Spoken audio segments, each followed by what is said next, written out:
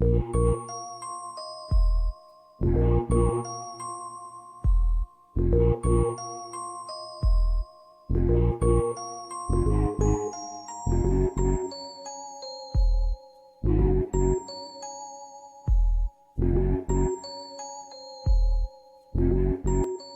are listening to the Buffalo Sabres podcast here on BuffaloWins.com. It is February 2nd, 2012, 8 o'clock in the p.m. I'm Joe, and with me for the first time ever on the podcast is none other than Zach from DieByTheBlade.com. Zach! How you doing, Joe? What's going on, man? Not much.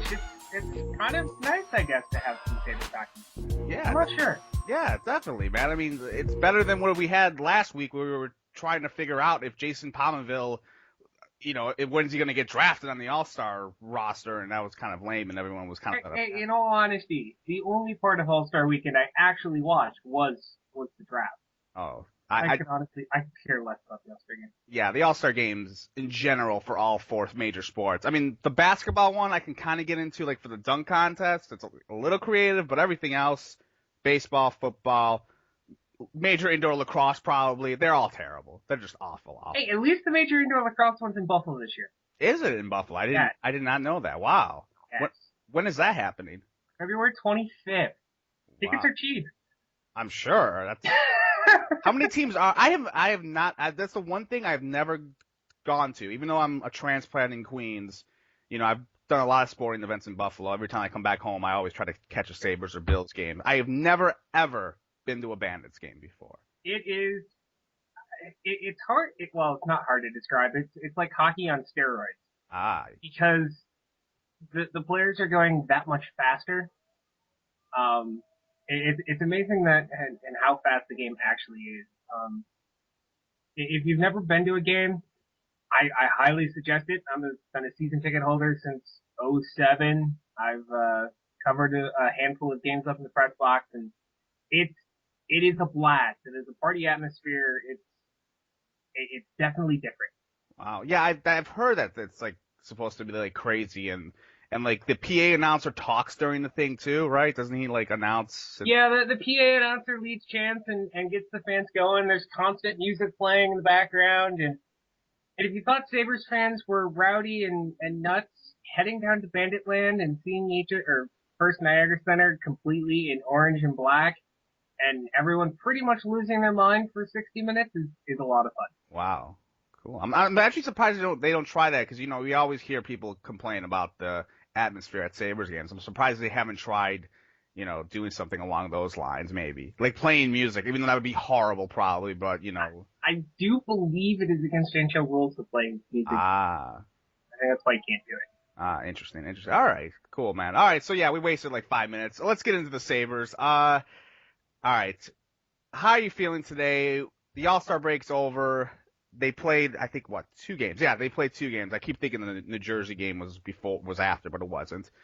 They had a really nice effort last night against the Rangers. I thought they played well, up in, that third period was a ball, so was the overtime. They got the point, and then they played the night before. Obviously, they beat the Habs 3-1. How are you feeling right now with the Sabres? I sensed a little bit of optimism, a little bit like on Twitter from people and just in general, like, hey, maybe it's not as bad as it is. Like, how are you feeling right now about this team? They've looked good in the last 2 games, and they've kind of got that a little jump in their step. There's still huge flaws with this team, and those aren't going away anytime soon. But if they can string together a little bit of something to give the fans just a glimmer of hope at the end of the season, I guess it's not all that wasted. Now, do you, though, if they do that, like put together a couple of wins in a row, don't you think it's kind of going to be detrimental to the team, though, in the long run? I don't know, where you were, obviously, like a couple of weeks ago when, like, the hit the fan and we were just getting killed on the road and we had the 7-game losing streak and we just, the last 2 months has just been a colossal nightmare for Sabres fans. And a lot of people wanted them, to get rid of Ruff, to get rid of Regeer. I was one of them at some point. I think I probably wanted one of those guys out of there. It changes daily, it seems like, at times. But in the long run, we hear all these. We heard for like that good 2-3 day stretch when they were interviewing, Pagula was on the radio and even Lindy Ruff at times, Darcy, they talked about the injuries and all that being a factor. And to me, I think if they go on some sort of run, and I don't think they're going to make the playoffs. I just think there's too many teams ahead of them. But I do think they're capable of doing a run because, they're not as bad as what they were, a week ago when they were like the 15th worst team in the 14th worst team in the conference or whatever. If they go on some sort of run though, then all of a sudden you're going to start hearing, well, that's why they stunk at the first part of the year because they had all these injuries, they had all this, and then we're going to give them a mulligan, to quote Larry Quinn, and then we're going to keep everyone as is with Ruff and Regier. Now, I don't know where you're at, and you can talk to me about that, like where you are with Ruff and Regier as of right now, because obviously, they've gotten 5 out of 6 points, but whatever. I don't think you should be having a parade, obviously, for them. But where are you at with them right now? And do you think though, if you want them to make changes, don't you think like this sort of streak, if they do finish strong, if they go on some sort of run, it like hurts the chances of them getting, making major changes and whatnot, or should they even make changes? What's your whole take on the whole thing? When I was heading into this season, I think my initial thought was, if this team doesn't make it past the first round out of the playoffs, that there would be some wholesale changes. And I still feel that way. I think that if this team doesn't make the playoffs, even if they do go on a run here and finish 9th instead of 14th in the conference, you gotta do something. Because in the bottom line, the season ticket renewal rate is gonna suck if nothing happens. It's one of those things where it's just like, I could see them blaming injuries. We've heard that song and dance though before. Mm-hmm. You talk change, you're ready to move. It's like, all right, it didn't look like it worked. It looked like this team just kind of lost all momentum and crapped the bed for 2 months. And yeah, there were some injuries, but they still crapped the bed when everyone came back. So, yeah, I hope something changes. I think that if they go on a run, it may still change. I don't know. I think that Pagula is still a huge rough guy, and you're not going to I don't think you're going to get a GM. You fire Regier and keep Ruff. That's going to want to work in that situation very well. He might, but I just think you got to just clean house. So you're saying you got to clean house, but like you think they got to fire everyone? Is that what you're saying? Yes. Wow, I'm surprised. I thought you were going to tell me no, they got to keep some guys. Okay, all right, yeah. It's not going to happen now, and that's fine. With not happening now. Before now, it just seems ridiculous. Yes, I agree with that. Play out. Let's see what you got. But this whole Luke Adam thing, playing on the fourth line. Yeah, he's not that good, but you're sticking him on the fourth line. Things like that just seem dumb, and we see them a lot. And it's frustrating and annoying as a fan, and it's like, really?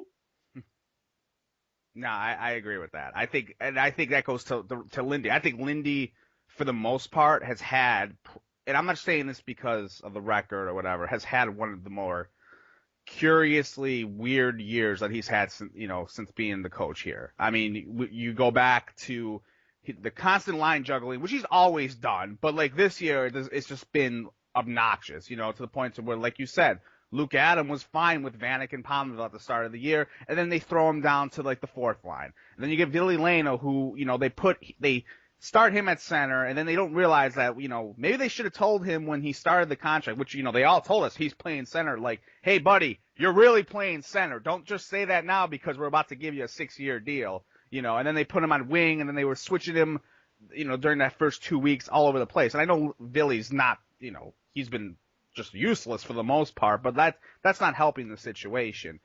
The thing though I want to know is, if they do clean house or if they don't clean house, would you be fine with them, doing something along the lines of signing like a free agent in the summer or making a trade to get another guy in here? Like, would that kind of calm the storm? Because everyone wants people fired right now. I mean, you want them to clean house, but I've used this example a couple of times when, and this is like a Buffalo Bills example actually, but like when when Dick Duran was supposed to get fired in 2008, or everyone wanted him fired. It was like, get rid of him. He's terrible. We hate him.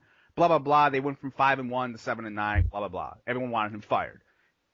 The owner came out and said, no, we're not going to get rid of him. He's fine. We're going to get better. And then, people were obviously ticked off. And then what happened? In March, the Bills signed T.O. And then no one cared. No one cared that Dick Duran was the coach. Everyone was going crazy. Like, yay, we got T.O. And I kind of figure if the Sabres go out and find their version of T.O., whether it's from a trade or they just get rid of Derek Roy or they get rid of a guy that we all can't stand on this roster and they bring in someone new, some new blood, do you think like the Animals and the Savages and all that will like stop right at that moment and just be like, all right, who really cares about Darcy Regeer's input? Because now we're happy that we got some new guys in here finally. Do you think that's going to be a factor? And that's the way to kind of, weather the storm when it comes to people wanting to get rid of these guys and whatnot? It probably will be, considering most of us were very happy when they went on a shopping spree at the trade deadline, or at the free agent deadline last year. So it probably would work, but look at the free agent market. Is there really anyone out there that's going to stay, that's really like, wow, we really need to go get this guy? Maybe Parise, but that's not it. There really isn't a huge splash that you can make like a Richards signing. If they signed Brad Richards, if this was last summer, this summer, and they would have made the Brad Richards signing, yeah, everything would have been okay. That make sense? No, that makes sense. I mean, but they could do trades, though. I mean, they could. Yeah, they could. You'll probably see something happen at the draft, but really, does anyone really want Derek Roy and Drew Stafford? No, you're right. They're good, and they probably could use a change of scenery, at least probably for Roy. But we say that about every player that we also turn into this team scapegoat. We said that about Connolly, and he's not doing terrible in Toronto. We say that about a lot of players. And at some point, maybe it's just something else. Maybe it's just the atmosphere that just sucks the life out of some players. Now, what about, you mentioned that we can't trade Roy, no one wants Roy. It's been, documented by everyone that no one really wants him, or at least no one wants him for what Darcy wants for him, which, we've always heard that Darcy overvalues his guys more than anyone. He loves his guys, yada, yada, yada. What about other guys on this team who we don't want to get rid of that, are kind of at times untouchable? And I'm talking about, guys like Ryan Miller, even though, he's in the good graces now because he's had a nice 3-game run or whatever. And, guys like Tyler Myers. Here are guys, in my opinion, that other hockey GMs would want on their team, at least at some point, especially Miller, because Miller, say what you will, even though he's been inconsistent for the last 2 years, he's still a name out there. And you could sell that guy as, this is Captain America over here, to a different hockey base, like an Anaheim or something like that. I'm just making that up. But you can trade him and probably get some value for him. Same with Tyler Myers. He's another guy everyone knows he's supposed to be, we're hoping that he's going to be Zdeno Chara one day or whatever. But I look at it this way, is that the biggest need that this team has right now is they're lacking scoring. They're lacking finishers. They don't have any centermen at this point. I mean, we got Tyler Ennis playing center now. I mean, I know they drafted him as a center, but who the hell would have thought that at the beginning of the year that they were going to put Tyler Ennis at center or whatever?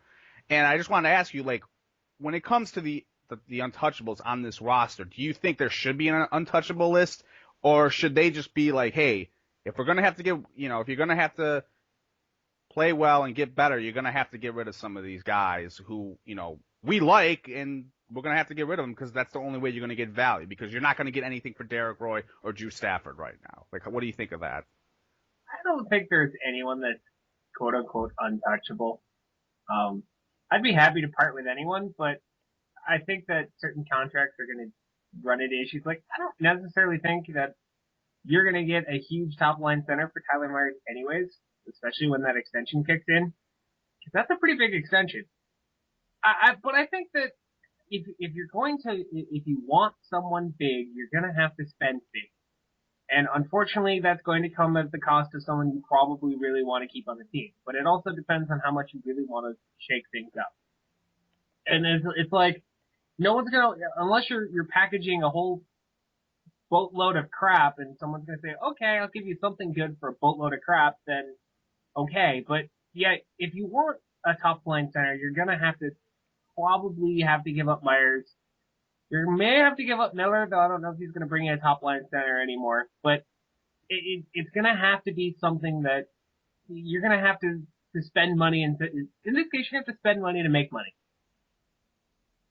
Yeah, and that's why you're right. That's why they shouldn't have anyone kind of on this untouchable list. Do you think they should be buyers or sellers at the deadline since we're only like 20? I think we're 25 days away or something along those lines. Should we be buyers or sellers or? Well, in this case, buying a rental player doesn't make any sense. So sure. Definitely sellers. Look, if you can get rid of Boyes' expiring contract, for picks, maybe Gostad at the deadline for something, fine.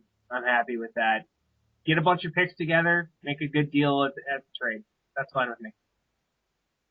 Gotcha. Yeah. I mean, what about the youth? Like, I know you guys at, Dive by the Blade, you guys definitely cover, all the aspects of the organization. What about the guys in Rochester? I've always kind of had this belief at times that our fan base has a tendency to overrate these guys, and same way Darcy does in essence. I mean, I look, the legend of Zach Cassian or McNabb. Like, people are like, we can't trade these guys because they're youth. There's just something about it that it's just kind of like, let's chill out for a little bit. Would you be opposed to like trading any of these guys, like these younger guys?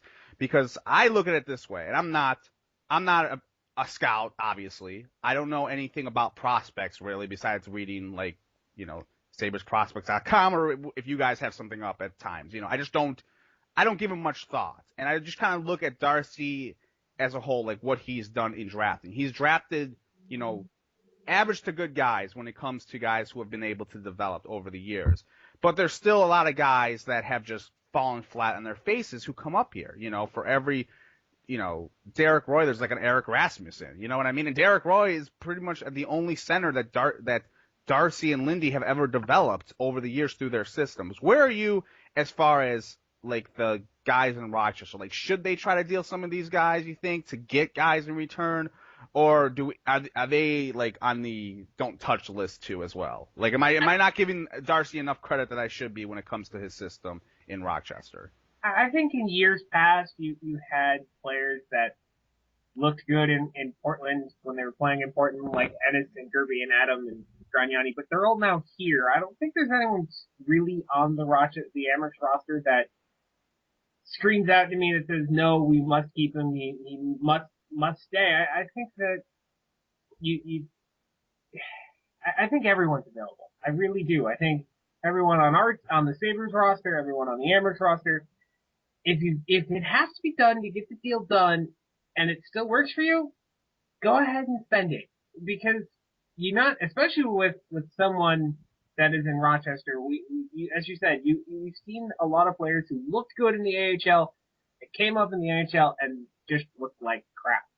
And it's the nature of the beast. It's what happens. And if you can get some value out of a prospect now, I'd be happy to do it to make your current club better. Yeah, I agree. I mean, it goes down to all facets of the franchise through the, for the minor league system and with the parent club right now. Let me ask you about Miller. He's been hot as of late over the last 3 games. He actually got his save percentage over 900, which is like a first. Yes, let's celebrate holiday over here. And he's playing well now. Do you think he's playing well because, I got 3 reasons. A, he's gone against 3 straight teams who don't exactly have offensive firepower, who don't exactly, they play that trapping style. They just don't seem to be offensive juggernauts, and they're not really, besides the Rangers, 2 other teams aren't that good. B, he's got his defense back, where before he had, I don't even know what our blue line consisted of anymore at early part of January. Like, it was like TJ Brennan or McNabb or, it could have been Steve Monador at one point. I don't even know at this point because it was just a revolving door. Or C, did he just, was able to get in his quote unquote zone that he always talks about? I think it's a mixture of all of that. I think that from what I've seen in the last couple of games, he looks sharper. You could tell at certain points of the season he just doesn't seem like he was on his game, and I don't know if it's 2 concussions within a year that kind of screws up with your whole head and your reaction time and whatnot. But it seemed like his glove hand was really slow, and he wasn't challenging shooters like he used to. And the last couple of games, he's been able to kind of work on some defensive miscues. He's been able to make up for some defensive miscues, and he's looked sharper in net. Does that mean that that's all going to change? It might, but for now, he looks like he's slowly kind of working his way back into form again, and probably by the last game of the season, he'll look halfway decent again. Yeah, we have to thank his wife for that, right? Because she was the problem at the beginning. Of course, marriage screws up everything. Yes, we all know that. Yes, of course. I mean, he was.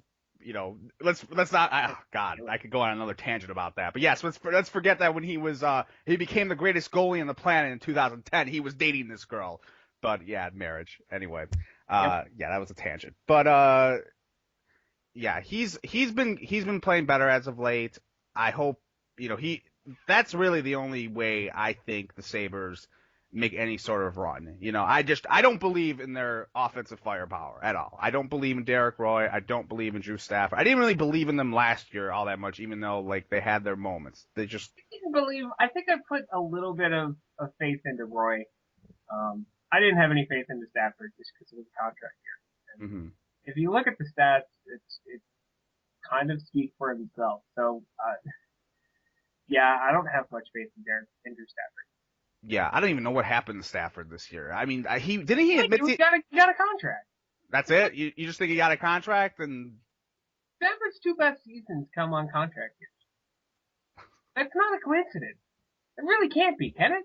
1, yes. 2, okay, there's starting to be a trend here. So didn't he say something this year, or last week, that he had some issues with his family or something like that? I think Paul Hamilton said. If he did, I didn't hear about it. Whatever. I don't know what to make of him. How that guy goes from 31 goals and hat tricks galore to now doing nothing. It's a waste. And same, and I think with Roy I think is different. I just think Roy has gotten to Max Afinogenov status where, Max would always come in with all these nice years, or at least decent years in that 20 to 25 goal range, but all of a sudden he hit a wall because we all knew at that time Lindy and Max hated each other and wanted to kill each other. And Derek Roy, I think, is in that company now where, let's be honest, him and Lindy Ruff, when Derek Roy retires, I don't think they're and has a huge party somewhere, I don't think Lindy's going to be going to that party. You know what I mean? Because I think that's the problem with Roy's game, is I just think he's hit a wall, with just being here, and it's just enough is enough. And I think it's past the point of no return between both those guys. And it goes back again to them dealing guys who are at a high right now. And I wrote a post a couple of weeks ago about how the Sabres, should trade Jason Pominville. I didn't mean they had to. I was talking about, how inconsistent it's been, how the Sabres in general, their scorers have had these years where they're good, and then the next year they just bomb out. And it was a sense of if these guys get hot, you gotta trade them now. If Derek Roy gets hot all of a sudden next year, or Drew Stafford gets hot and they're still on the team, I don't care what you do. You trade them right away and get that when their value is high, because I just can't trust these guys anymore. You know what I mean? When it comes to the way they've played. Oh, I completely do, and it's one of those things where fool me once, shame on me. Fool me twice, shame on you. It's been like that with all of them, and we've seen the flashes, but it's not consistent, and that's the main issue with this team, is they're just not consistent enough to really put together a stretch that can inspire much of anything. Mm-hmm. So do you think, where do you think they're going to be by the All-Star, or not the All-Star break, but by the trade deadline? Where, is there a point, let's just say you're at the trade deadline and they are 6 points out, which is not, I think, what are they at? 10 right now? I think as we speak. They're around 9 or 10. Yeah. What if they're at the 6 or 4 point mark? Are you selling or you're buying? I'm still selling. You're still selling? So I take that back. If they're 1 spot out, 4 points back, I could say you could have a chance of making a run at it. If they have to leapfrog 5 teams, I think you kind of have to look at it and go the opposite way. You're close, yes, but the more teams you have to leap in front of, the harder the road becomes. And so I still see them in sellers. I also don't see them making a run here. I really don't. Really? I kind of see them doing it, man, because that's how the team has been forever. Every year since Drury and Briere left, they always have that sort of, they have good hockey in them for like that 2 months. It happened last year. It happened when Pagula bought the team, and we all thought it was because Pagula bought the team, and everyone just got pulled together or whatever the hell happened. And then the year before, the team was, when they won the division, the team was red hot at the start of the year. I think they started, I forgot what they started at, but they were, Miller was hot. They were really playing well, and they had such a large lead in the division that even though they started kind of, tailing off a little bit at the end, they still had that cushion. And in the years past, they've had that. I think they will have a little run in them. I'm not saying they're going to make the playoffs. I think they're going to make it interesting. I just look at the roster that they had before when they were just tanking it, and I just think the injuries were a concern, and maybe they just didn't. The team, like I said, I think the only way they can really do any sort of damage or win is through playing like a very boring style where they rely on their goaltending and they rely on their blue line. And their blue line, when you look at all the injuries that they suffered the most. When they lost Regier for a little while, they lost Aroff for a month, and then they lost Myers too. That's what suffered. The forwards never suffered, in my opinion. I mean, because their guys, Stafford, Roy, Vanek, all those idiots, they were still there, but they just weren't putting the puck in the net. So I think they have a run. It's going to happen. They are going to go on a little mini run. I really believe that, and that's what's going to be the problem, because then if they go on their little mini run and they miss the playoffs by like 4 points, I have this bad feeling that they're not going to clean house. And I think they're going to tell ownership, and this is up to ownership now and to Ted Black to say, no, it's not the injuries. Because that's what they're going to do, because they've done that in the past. So it's one of those issues I have, like with, that, yes, a streak, if it happens, hey, it's great. We'll be fans or we'll be cheering hockey at night. But then in the long-term ramifications, it's going to be like, great, yeah. Now we got a couple moves here, but we still have the same freaking core that we had since 07 or 08 or whatever at this point. Now, let me ask you this question. If this team does go on a run and doesn't do anything, do you think that even if they go on a run, they make the playoffs, they're a 7th seed, bow out in the first round again, and nothing happens, do you really honestly think that you're going to have that same level of optimism maybe coming into the summer? I think that if nothing happens, you're looking at a perturbed fan base that's going to probably speak louder with the season ticket renewals than anything else. I agree with that. If nothing happens, if you're saying like nothing happens even in the summer where they don't really add anyone big besides maybe, I don't know, their version of Steve Monitor again or something like that. Yeah, I could definitely see the fan base being pissed off. I mean, I've always felt like, hockey prices aren't, hockey tickets aren't cheap, man. Everyone knows that, and I think I can see where they're going to be like, there's obviously a disconnect with the fan base with this team. No one likes anyone on this team, really. You know what I mean? No one does. They're very hard. They're very hard to really put a lot of. Yeah. They're hard to like, yeah. Exactly. I mean, the most popular guy over the last 3 or 4 years is the guy that's probably the least popular, right? Like second to third least popular guy in that town in Miller. You know what I mean? So, yeah, I could definitely see it to where people get upset and are like, screw this. Like, I don't want to root for that boring-ass product, that can't score. And that's, the issue is people want to see entertaining hockey. That team, last night, that third period, overtime, fun. The first 2 periods were boring as hell. Same with the freaking, the New Jersey game. And I know a lot of fans will say, well, that's the style that New Jersey plays, and they play the trap and whatever the hell they play. No. I've seen enough to know over the years that we don't have a really entertaining team, okay? Just look at the scoring on this team when it comes to guys and how they rank individually. You know what I mean? They just, they're not star players who are like game breakers. And I think that's what they need really in the summer. If they try to do anything, I don't know how they can do it, man. I don't know if it's like, you know, NHL trades are weird. You know what I mean? Like Jeff Carter got dealt, even though he stunk this year for not that much to Columbus because Philly just wanted to get rid of him. You know what I mean? And we know at the time we got Robin Regehr for Chris Butler, and you know it was like, really, we're getting a guy like Robin Regehr for Chris Butler? You know, trades are just weird. You know, and that's what they need, and I would sell the world to try to get that centerman who is going to be that guy who, you know, when the chips are on the table and you need a goal late, and that's the problem with this team. How many times have we seen posts get hit or them almost finish a goal and all this and nothing happens? Like Lindy Ruff constantly mentions, we missed our chances, blah, blah, blah. We had chances, we missed them. We need to find a guy that can bury those chances, all right? And it's not going to come with these guys anytime soon. They've had their crack at it, and that's why I'm all for no one is untouchable on this team. You know what I mean? Not Ryan Miller, not Vanek. You know, not anyone. So I wholeheartedly agree, and it's you're right. Yeah. I don't really have much else to add to that. Yeah. Is there anything we can disagree on? I thought we were going to fight, Zach. I'm not very disagreeable. I really admit it. It's hard to really rile me up.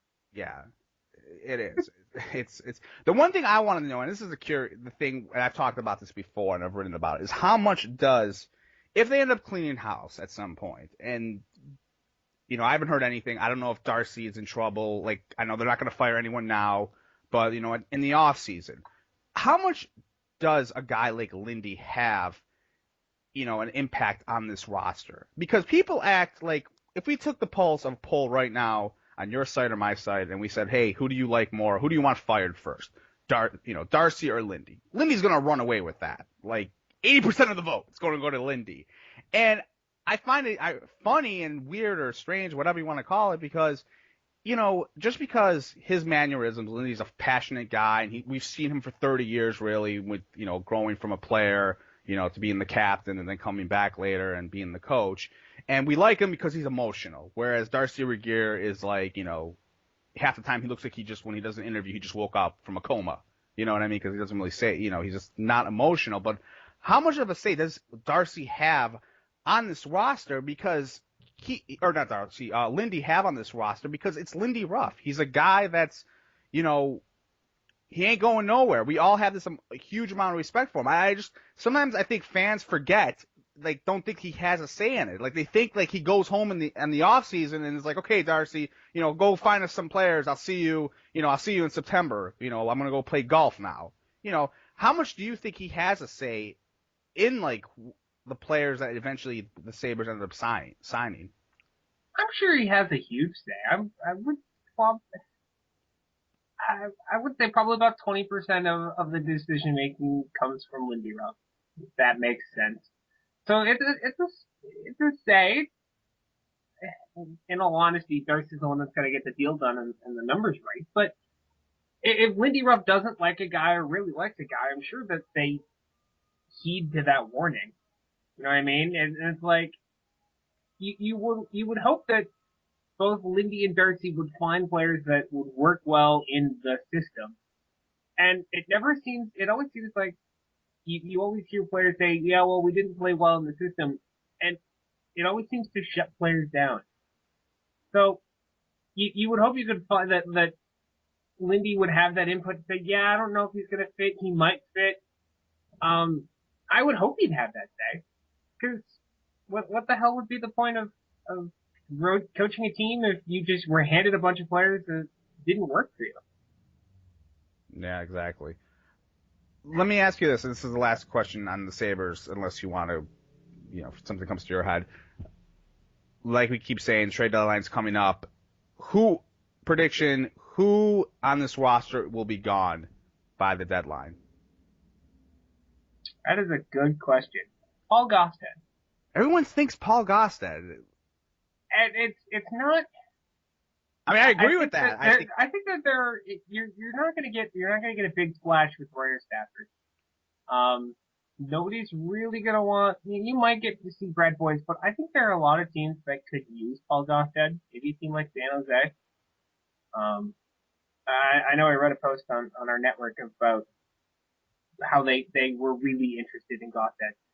Um, he's a good player that can bring a couple things to your team. You might not need the scoring presence, but if you need a shutdown center and someone that could take that draw for you, I could see you getting a decent amount for Paul Gossett.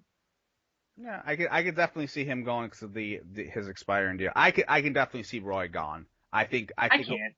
you can't. Unless you get a team like Montreal, and I've heard that rumor on Hockey Live and crap.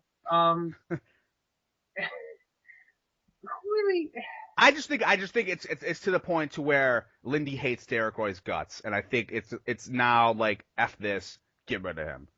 And look, if you could, and I think a team would like Derek Roy. I mean, they're not going to give up much because his value is shot, and they know it, and we should probably know it by now. But I think it's just kind of like addition by subtraction at this point. I'm just saying what they see right now because it's not working. It's approaching what Matt Barnaby was like, 12 years ago when everyone was like, we got to get rid of him because he's tearing up the locker room and he is just not working anymore. here's one thing. I said this at the beginning of the season. If Derek Roy wasn't your number one center, would you mind as much? Like, I always thought that trading Derek Roy for a center didn't make a lot of sense because you still needed a center. I think he's good, but you're still short up the middle if you're still trying to make that deal, aren't you? No, you are. That's why if they were going to trade Derek Roy, they have to get some sort of center back at some point. But I'm all for if they want to trade Derek Roy and have extra money in the summer and they somehow maneuver and do magic and get us a centerman, I'm fine with that. But yeah, I would rather trade a Stafford and even a Pominville. I mean, I like Pominville. He's had a nice year, but you're right. We are so heavy at wing right now, and we have no centers right now. I would do anything to give up to get a center. Anything. So I'm with you. Like it would be great to have Derek Roy as our number 2 center, our legit number 2 center. I think we could live with that. But again, the stats don't lie. He's been terrible this year. He's been bad. And I don't think it would matter if he was a 2 or 3 right now. Maybe I don't know. He just doesn't look comfortable out there. Wherever they put him. And sometimes I wonder too. And look, I sometimes. Correct me if you think I'm wrong here. We talk so much about number 1 center, number 2 center, number 3 center, but the bottom line is Lindy, when he does his lines or whatever, they're all playing the same amount of time. So really, there's no such thing as a number 1 line. Am I correct? Because he's playing them all the same amount of time, right? Is that fair? No, that makes complete sense because I think Lindy said before there isn't really. On this team, there isn't really a number 1 and number 2 lines. They're lines that they're rolled out, and they each have their own purpose, but they're not specifically numbered. And you're right. It also doesn't make a lot of sense to have Thomas Vanek playing 15 minutes a game along with Brad Boyd's playing 15 minutes a game. Unfortunately, I'm one of those guys that I want my best players out there for as much possible time as they can physically give me. So I'd rather almost see an unbalanced lineup, especially with a lineup that can't score. Yeah. It's rolling a 4th line out there for 12 minutes a game that isn't really going to do much, and they haven't done much really all season. When you can cut that line time by about 2 or 3 minutes and give that to the Vanek and Palmerville line, that's got to do something, right? Yeah, it should. I mean, you would think that, but yeah, it hasn't. Yeah, I know, and it's frustrating because you see the team minutes, and it's like, really, Thomas Vanek only played 15 minutes tonight, and we only scored 1 goal. Go figure.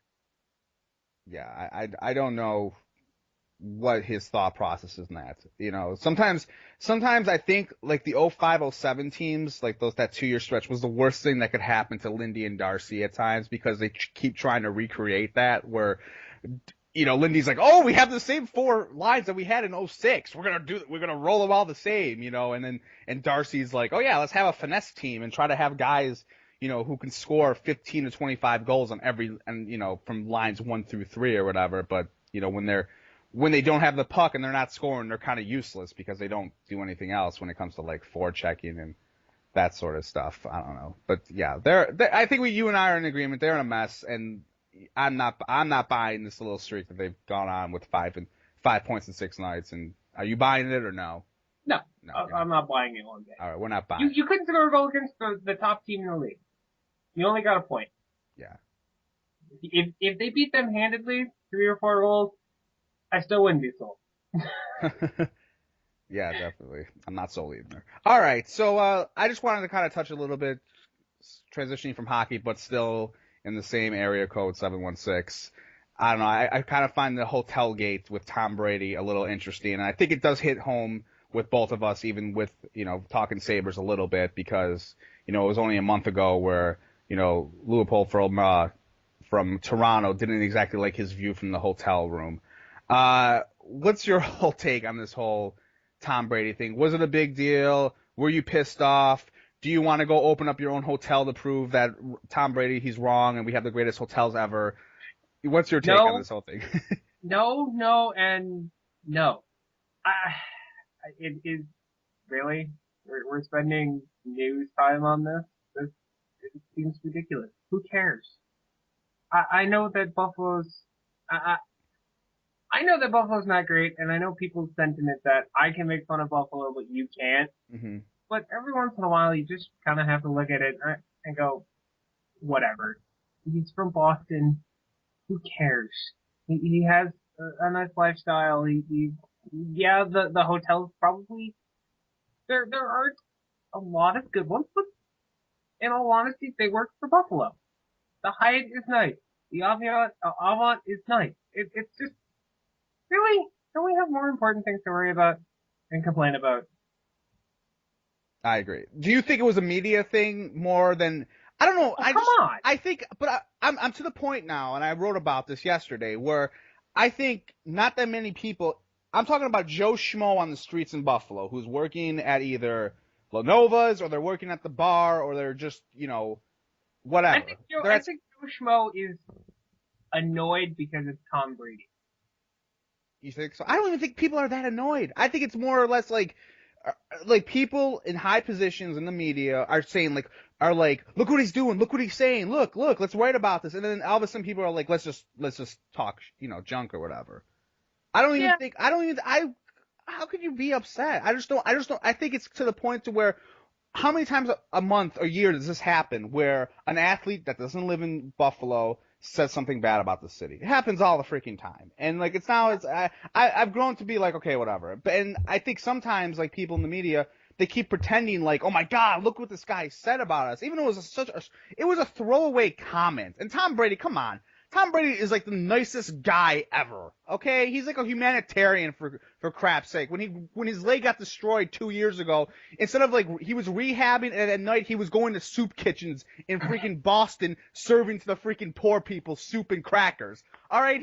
There's nothing, to be honest with you, I'm jealous of Tom Brady or of the Patriots, because that guy is so freaking perfect, and it's like God, there's nothing wrong with him. You know what I mean? And for us to get that rowdy, or for the media, I think, to try to make it into this big deal. And I watched the video cast. I went to WGRZ.com. I saw their story on it and how they tried to make it there was this huge deal across the country. They were like, oh, look what the blog said in the Washington Post about this. And it was a one-word sentence, and it was like, what are you talking about? Do you know how many people in New York went up to me and were like, hey, dude, we heard about Tom Brady, man. No one cared. It was like, whatever. It's just stupid. And I'll say this about the hotels. And I stayed at the Millennium Hotel once. It's the one that's next to the mall. And if they're gonna hear this, guess what? That hotel sucked. Okay, and that was, someone had told me to stay there for a show of 2 or 3 different times, and it was not a good hotel. And my point is this: if the hotels stink in Buffalo, and maybe Tom Brady's onto something, because there have been people who have mentioned that the hotels aren't that great, that are in the media who travel or whatever, or other athletes like Damon Woody said that today, kind of in the paper. Then guess what? Go fix the freaking hotel, okay? If you have a freaking problem with it, okay? Instead of complaining how dare you say this about the hotels? Go clean it then, all right? Clean the Millennium Hotel, damn it. All right, sorry. That was kind of a rant on hotels in general. But yeah, I'm with you. Like, just enough. Okay, who cares? And I just think people, and I think I think Buffalonians need to just not say anything. Like, don't even, like, we shouldn't even be talking about this. I don't know why. I was stupid to bring it up, but I'm just saying, if we talk about it, then everyone's gonna, like, say, like, okay, let's do it. And we all know, like, from running websites, you want traffic, alright? And, stuff like that gets traffic, and stuff like that gets viewership, because people love that stupid, corny-ass drama for some strange reason. No, I completely agree, and it's like if the hotel, if you really honestly think that the hotels around here are nice, okay then. If not, we each have our own opinion, and it's Brady. How many five-star hotels are there in Boston compared to how many five-star hotels are there in Buffalo? It's a different lifestyle. Of course he's gonna come into Buffalo and not have the same lifestyle that he has in Boston. Go figure. It's Buffalo. We're a different kind of crowd, and if we can't handle being, you're right. It's a media firestorm. It is. It's just ridiculous that they made the front cover of, like, every website. It's just ridiculous. Ridiculous. I don't think that makes it anywhere else. I don't think if Tom Brady made fun of freaking the hotels in San Diego, New Mexico, or Vegas, it doesn't even, nothing. I don't think it does anything. It doesn't, because Buffalo has an inferiority complex. Ugh. We really do. I guess we're so used to being downtrodden that we don't like hearing it. The media doesn't like hearing about it. So, I don't know. I don't know. I think that there's a certain group of people that are annoyed with it, and then the other half that don't care. Yeah, I just, my annoyance is more or less, I think, with just how it got kind of just crazy exploited by the media. I'm sorry, I like the Buffalo News. I don't have that big of a problem with them like a lot of people do. But the fact that, like, they send their lead columnist down there, and that's what he's, like, covering about that, and writes a piece on, like, oh, he took such a shot at us. Give me a break. It was not a shot. I don't even think it was just a throwaway stupid comment, like, the hotels aren't that great, okay? It's not like he took a dump and said, like, I hate Buffalo. I hate the 716. I hate going there. I hate chicken wings. All right, it was just, I hate that. That's what ticked me off more, just how it got covered. I just was like, really? I mean, come on. I know that at times it's hard to find stories, slow news day, whatever. Okay, but come on. Ugh, just obnoxious. But yeah, just enough. Get over it. Everyone, it is what it is, and that's it. So, but yeah, that's kind of all I have on that. Is there anything else you wanted to cover before we turn the lights off over here? No, I think we've pretty much touched on it all. All right, yeah. So hotels are fine, maybe, I guess, or no, they stink. I don't know.